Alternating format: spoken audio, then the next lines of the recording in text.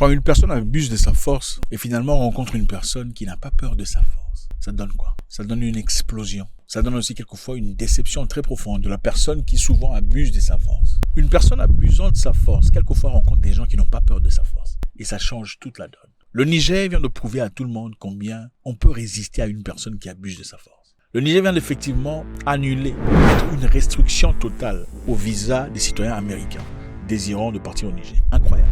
Le Niger vient de montrer à tout le monde qu'on peut bloquer les Américains de venir dans leur pays. On peut arrêter, stopper le flux américain d'obtention de visa à domicile.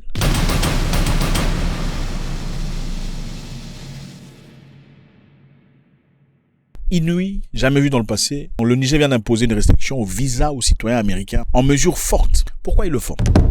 Le 26 décembre, le gouvernement nigérien annonce ouvertement que les citoyens américains ne recevront plus de visa. Plus de visa pour les citoyens américains au Niger. Ça choque tout le monde. Pourquoi on le fait? Cette mesure est en réciprocité par l'annonce américaine du 16 décembre, établissant une restriction totale de visa aux citoyens de l'AES. On parle ici du Niger, Burkina Faso et Mali. Mais le Niger a réagi ouvertement et brutalement en réciprocité, disant « Bon, puisque vous refusez de nous laisser nous entrer chez vous, nous ne sommes pas des hommes assez bien pour ça. Dans ce cas, vous non plus, Américains, vous ne viendrez pas chez nous. » Et nous, on l'établit de manière indéfinie. Donc le Niger rajoute un peu de miel au-dessus, indéfini. Donc on ne vous dira pas quand est-ce qu'on va rouvrir. La réaction du Mali et du Burkina Faso, jusque-là, n'a pas encore été faite. Le Mali et le Burkina Faso n'ont pas encore réagi. Mais le Niger, de M. Tiani, a agi immédiatement. Les conséquences sont simples. Interdiction complète et indéfinie de délivrer les visas sur tous les citoyens américains. C'est-à-dire qu'aucune entrée ne sera autorisée aux Américains. Donc pour les citoyens américains, on parle de toute catégorie. Les touristes, les hommes d'affaires, les humanitaires. Aucun Américain va entrer au Niger. Donc c'est ça. Quelquefois, une personne forte qui veut abuser de sa force, il faut lui rappeler que la force, quelquefois, n'est pas suffisante. Des fois, on est prêt à mourir au nom de la loi. Des fois, on est prêt à donner sa vie au nom de ce qui est correct. Le Niger est en train de... Le danger ici est très clair parce que M. Trump ne rigole pas. Quand Trump impose quelque chose, généralement, il s'attend à ce que tu dises « désolé », comme l'ont fait les Kenyans, en s'excusant et en renversant la vapeur en payant 190 000 $ le mois de lobbying parce que les Américains étaient fâchés contre eux. Quand les Américains étaient fâchés contre les Kenyans, nous allons te chasser, en parlant du Kenya, on chassera le Kenya des participants, des amis de l'OTAN extérieure. Qu'est-ce que le Kenya a fait? Le Kenya a envoyé un émissaire et 190 000 $ par mois de paiement pour renverser la vapeur. Trump aime ça. Le Niger, par contre, n'a pas fait ça. Le Niger a en retour, en réciprocité, fait une restreinte de visa aux citoyens américains. Qu'est-ce qui va se passer? Quelle est la cause de cette histoire? Pourquoi les Américains ont fait ça? Les Américains disent restreindre l'AES. Pourquoi? Numéro 1, ils ont parlé de risques terroristes. C'est-à-dire ces pays risquent d'envoyer des terroristes aux États-Unis. Numéro 2, ils ont parlé d'un taux élevé de dépassement de visa. Taux élevé de dépassement de visa veut simplement dire pour ceux qui prennent le visa pour l'Amérique, généralement ne rentrent pas. Ou bien ils prennent un visa de 3 mois, mais rentrent après 7 mois. Donc ils ne peuvent plus tolérer ça. Vous savez, dans la vie, pour savoir ce que quelqu'un fera dans l'avenir, il faut simplement regarder ce qu'il a déjà fait dans le passé. Je sais qu'il y a beaucoup de gens qui ne pensent pas autant. Nombreuses sont ces personnes qui pensent que l'homme peut changer, faire autre chose. Moi, je ne suis pas de cela. Je pense que l'homme ne change pas. Il devient de plus en plus lui-même. Si vous voulez savoir simplement ce que l'homme ferait dans le futur, regardez ce qu'il a déjà fait dans le passé. N'est-ce pas la raison pour laquelle vous emmenez votre CV pour être embauché? Le CV sert à quoi? Le CV, c'est simplement pour essayer de voir ce que vous avez fait dans le passé. Comment vous êtes-vous comporté à l'égard des autres employés ou employeurs, n'est-ce pas? Comment a été votre tenue à l'égard des finances? Quand vous partez à la banque pour demander de l'argent ou des prêts, qu'est-ce qu'on fait? On regarde votre historique financier. On veut savoir, vous avez déjà eu combien de prêts dans le passé? Combien avez-vous payé totalement? Combien avez-vous défaulté? C'est comme ça. Ce qu'elle représente. Quel est son comportement? C'est la même chose. C'est le même principe. Tu veux savoir ce que quelqu'un fera dans le futur? Regardez simplement dans le passé. Qu'est-ce qui s'est passé dans le passé entre les États-Unis d'Amérique, l'AES, ou le Mali, Burkina Faso et Niger, pour qu'on arrive là? Qu'est-ce qui s'est passé dans le passé? On va aller voir très rapidement. Ok, regardons un tout petit peu. Au Niger, le 26 juillet 2023, le général Tiani est au pouvoir. En 2023, on demande aux Américains de prendre leur clic et leur claque et de quitter le Niger. C'est-à-dire de fermer leur base militaire et de partir. Pourquoi ça a été fait? Parce que plus tôt, le ministre des Affaires étrangères nigérien était parti en Iran pour aller rencontrer son homologue iranien, dans un business de pays libre à pays libre. Mais arrivé en Iran, qu'est-ce qui s'est passé? Les diplomates américains ont accusé le Niger directement de vouloir vendre l'uranium à l'Iran pour la production de la bombe atomique. Avaient-ils de preuves pour ça? Non, ils n'en avaient pas. Mais l'objectif était simple. C'est un nouveau gouvernement établi, mais pas encore bien établi. Mais ils ont tendance à être un peu trop libres. Pour les arrêter, pour les stopper, pour les empêcher d'être un peu trop libres, au point de vouloir coopérer avec l'Iran, qui est notre ennemi, on doit faire une fausse accusation. Voulant se justifier, ils viendront courant en disant non, ce n'est pas ce que vous pensez. Notre relation avec l'Iran n'a absolument rien à voir avec l'uranium. Et en cela faisant, ce serait une belle porte pour les États-Unis d'Amérique d'établir des lois et des règles au Niger. C'était ça, la stratégie. Un diplomate va accuser à tort le Niger, disant qu'ils veulent vendre l'uranium à l'Iran. Comme ça, quand le Niger sera en retour essayant de se justifier auprès du Almighty United States of America, ils leur imposeront la forme nécessaire, le modus operandi.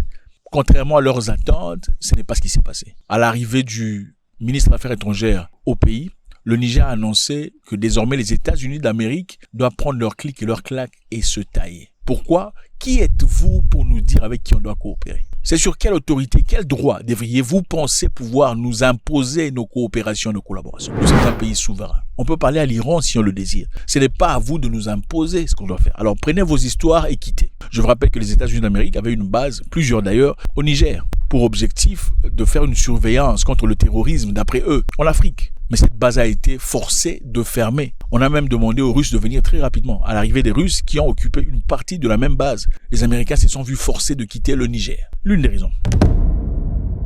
Conséquence était claire. Les militaires américains avaient quitté le Niger.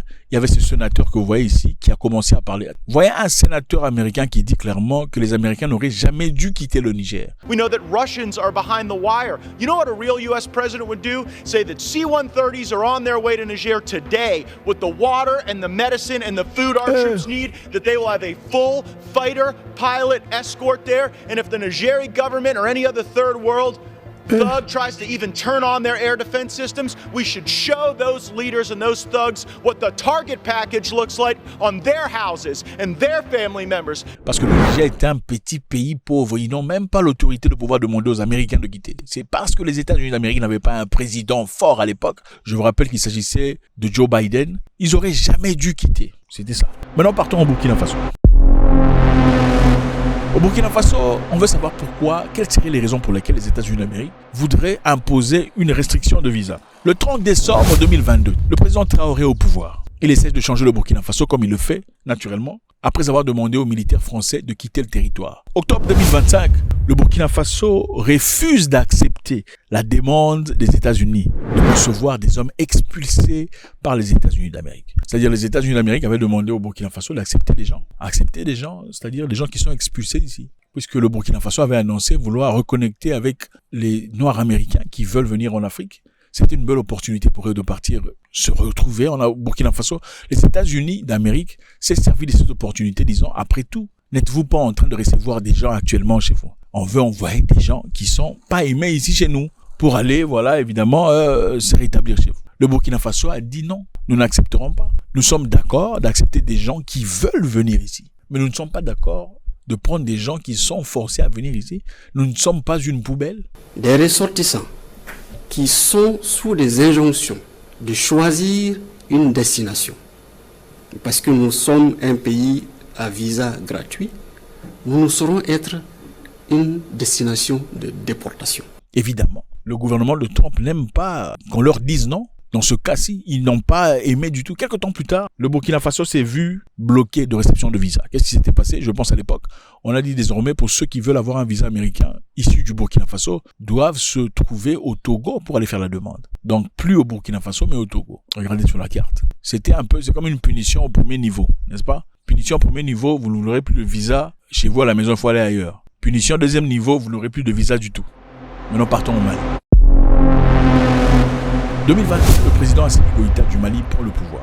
Février 2022, le gouvernement militaire malien demande ouvertement le retrait sans délai des troupes françaises qui, après plusieurs reprises, ont été accusées de travailler en effet en collaboration avec les terroristes au Mali. Eux qui étaient venus au Mali dans l'objectif de combattre le même terrorisme, finalement ont été accusés de corroborer avec ce terrorisme. On leur a demandé de quitter le territoire. Et pour les Américains, évidemment, cela représente une fuite. C'est un pays africain qui renvoie l'Occident et essaie de s'attacher à l'Orient. Et chaque pays qui essaie de s'attacher à l'Orient ou à s'attacher à l'Est au détriment de l'Occident est automatiquement pas ami des États-Unis d'Amérique.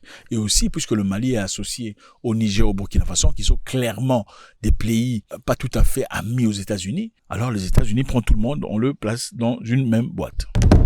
Donc en récapitulation, nous avons au Niger refus de fondre sous la pression américaine concernant l'Iran. Numéro 2, le Niger envoie et rejette les troupes américaines de leur territoire. Au Burkina Faso, le président Traoré tourne ouvertement vers la Russie. Et encore numéro 2, Traoré refuse d'accepter les expulsés américains au Burkina Faso. Enfin, on a au Mali un pays qui est clairement opposé aux intérêts français. Maintenant, la question ici est très intéressante. Qu'est-ce qui va se passer après? Les États-Unis d'Amérique de Trump n'aiment pas être résistés. Ils n'aiment pas la résistance. Ils vont essayer de montrer à tout le monde. Ils doivent faire quelque chose pour vous prouver que vous ne pouvez pas résister aux États-Unis d'Amérique. Vous savez, le Nigeria. Au Nigeria, on avait demandé à ce qu'ils reçoivent aussi des gens venant des États-Unis d'Amérique. Avant que Trump ne parle de tuerie contre les chrétiens, on a demandé aux Nigérians de recevoir des gens, recevoir des expulsés. Le Nigeria a dit non. Est-ce que vous pensez que si le Nigeria avait accepté de recevoir les expulsés, M. Trump serait en fougue par rapport aux attaques contre les chrétiens, même s'il n'en est pas d'accord? Point d'interrogation. Hier, à peine, les États-Unis d'Amérique a frappé